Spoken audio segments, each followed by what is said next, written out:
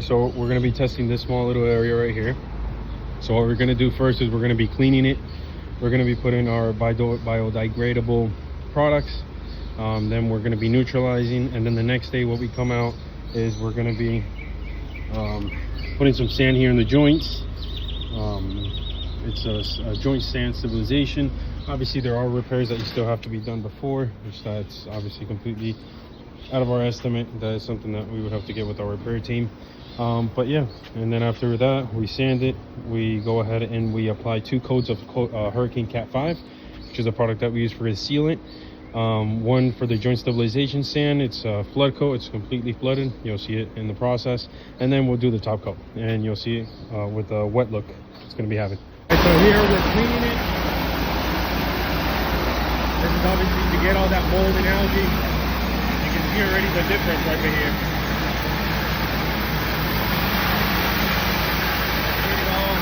Take all the sand as much as we can. That's why we go much slower.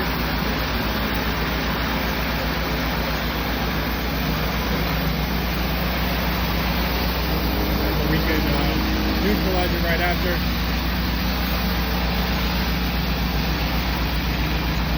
We'll get all that black right out of here, all these cracks, all these joints.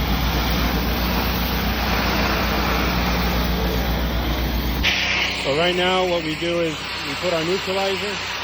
It's to neutralize any chemicals that came into the pavers, and now we're just washing them right off.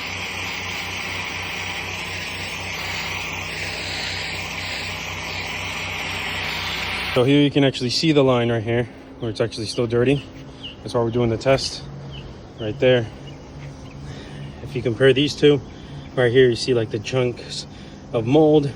That's why we pressure wash it, we treat it and everything to get that all out of the joints. So everything's all ready to go. We did it up to right here. You can still see the line. So we're going to be testing all this section right here up to right over here. Okay, so here we are. Now we're going to be sanding it. Over here I did a test of two types of sand that I would think. This is the tan sand. This is the gray sand. Gray sand I think would go much better, would be my recommendation, because obviously when we seal it, it's going to get a little darker. So I would think this one goes better with the color of the pavers. Tan sand it's too light. So this is the gray sand that I was talking to you about. So this, we brush it in nicely right in the joints. As you can see, it's going right in the joints. Obviously we'll come back and we'll touch up and everything, but this is the other step of sanding.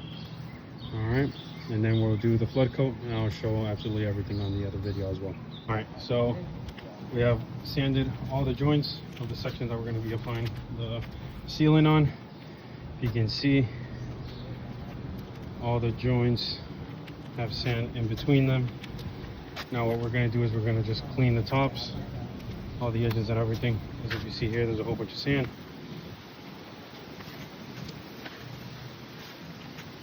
And then I'll show how it'll be. All right, so this is all blown out for no sand on the top of the pavers.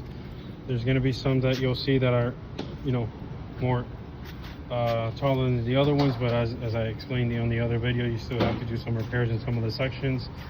Like I said, it's with our repair team. So yeah, here it is. Now we're going to put the flood coat, and then we'll wait about 30 to 45 minutes or about an hour to put the top coat. All right, so this is the flood coat. You can see we're literally spraying a whole bunch on it. This is to get those joints super stabilized and become like hard rocks. You gotta go slower. And then the top coat is just a finish coat. But this is the one of the important ones to get it super stabilized.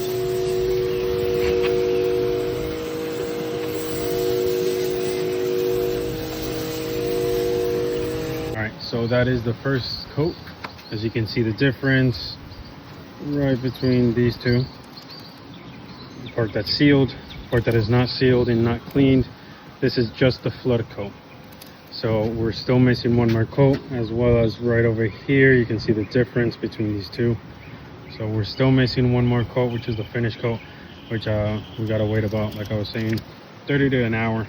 I'll wait an hour, 45 minutes to get this done, and then I will show you the final result.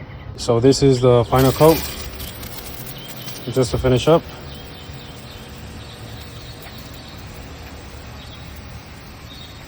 This is a much quicker one for the final touch.